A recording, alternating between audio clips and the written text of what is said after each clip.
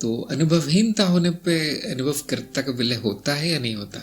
अपने जीवन काल में ऐसा समय बताइए जहाँ अनुभवहीनता थी। मेरा अनुभव ये कहता है कि जीवन में एक क्षण भी नहीं आया जब अनुभव नहीं था, और यदि वहां अनुभव नहीं था, अनुभवहीनता थी, तो किसने देखा उसको? अप्रोक्ष अनुभव किसको हुआ उसका? अनुभवहीनता का। और अगर अनुभवहीनता का अनुभव हो गया तो अनुभवहीनता नहीं है, फिर वो ऐसी घटना है जो रोज की घटनाओं से मेल नहीं खाती, मिलती जुलती नहीं है। जैसे निद्रा का अनुभव जागृति घटनाओं से मेल नहीं खाता, तो हम कहते हैं अनुभव नहीं होता वहां। हम जिसको अनुभवहीनता कहते हैं वो एक घटना है, थोड़ी अजीब होगी लेकिन हाँ है। अनुपलब्धि, अभाव, इस तरह के अनुभव है, उनका भी पता चलता है। हाँ, लेकिन अनुभव करता शाश्वत है, नित्य है, उसका विलय नहीं होता। तो जब अनुभव और अनुभव करता एक हो जाते हैं तो हम कहते हैं कि द्वैत का विलय हो जाता है, विभाजन विलय हो जाता है। लेकिन अनुभव भी रहता है, अनुभव क्रिया में अनुभव होता है, पूरा अनुभव होता है, बस उसको अलग नहीं देखा जा रहा है अनुभव कर्ता से, विभाजन नहीं होता। बस बुद्धि ये नहीं कहती कि दो अलग अलग स्वतंत्र भाग है अस्तित्व में, वो ये कहना बंद कर देती है। क्योंकि हम जानते हैं, एक बात पूरी तरह से जानते हैं तर्क की दृष्टि से, कि अनुभव करता कहीं नहीं जाता, कुछ भी हो जाए, वह अस्तित्व स्वयं है, और इसीलिए अनुभव भी कहीं नहीं जाता। अनुभवहीनता नहीं हो सकती।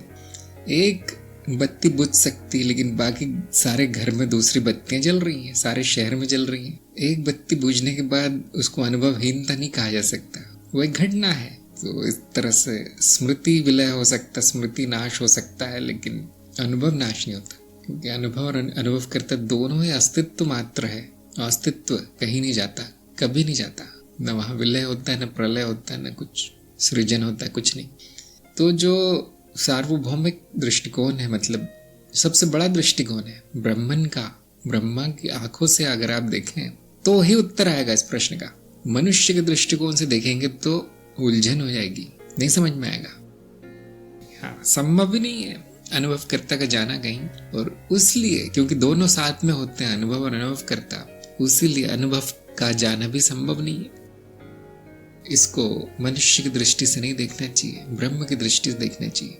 कुछ बातें हैं जो बुद्धि के परे हैं, वो नहीं समझ सकती, कल्पना में खो जाती है कि अगर अनुभव चला गया तो क्या होगा, तो अब कल्पना ही होगी, बस कुछ भी नहीं होगा, क्योंकि मान लिया गया कि अनुभवहीनता आ गई है। अब कुछ न कुछ कहानी गढ़ दी जाएगी, और वो बेकार है। अनुभव कभी नहीं जाता, कहीं नहीं जाता, इसीलिए वो असंभव है।